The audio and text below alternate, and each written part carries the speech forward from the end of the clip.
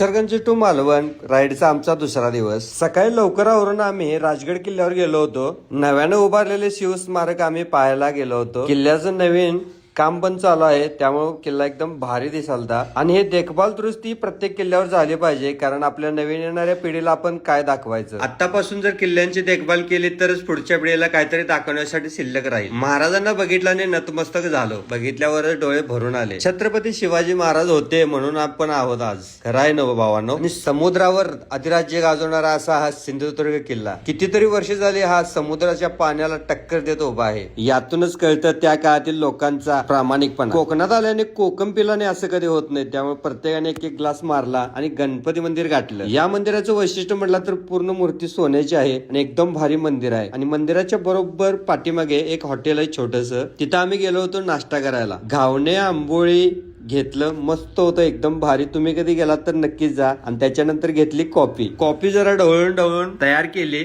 आणि मग टेस्ट केली. आवडली सगळ्यांनाच. आणि आमच्या सोबत राईडला यायचं असेल तर कमेंट करून सांगा. तुमचा नंबर आपल्या ग्रुपला ऍड केला जाईल. व्हिडिओ आवडला असला तर लाईक, शेअर आणि फॉलो करा.